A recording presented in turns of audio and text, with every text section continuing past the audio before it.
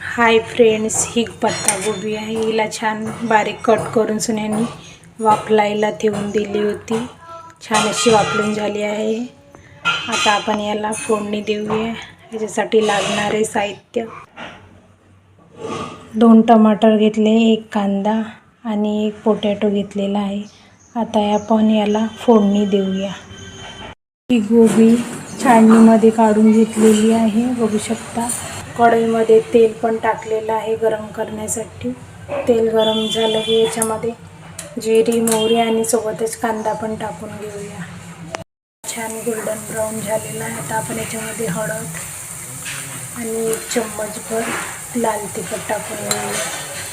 छान याला मिक्स करून झाली. पोटॅटो आणि टमाटर टाकून घ्यायचे. थोडं मीठ टाकून घेऊया.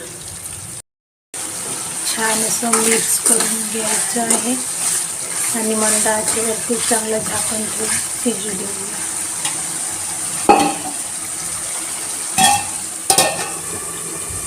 थोडी थोडी करून गोबी सर्व याच्यामध्ये टाकून घ्यायची. ती गोबी पूर्ण मिक्स करून घेतलेली आहे छान अशी. आणि आता आपण याला मंद आचेवरती शिजू देऊया. तुम्ही हिरव्या मिरच्याची पण करू शकता, पण माझ्याकडे नाही होती तर मी लाल तिखटची बनवलेली आहे. आता आपण याला छान असं झाकण ठेवून शिजू देऊया. बीचमध्ये असं हलवत राहायचं आहे आणि मंद आचेवरती शिजू द्यायचं. छान अशी भाजी तयार होते आपली.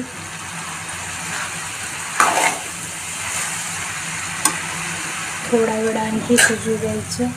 फायनली आपली भाजी मग तयार होईल. आपण वाफवलेली होती.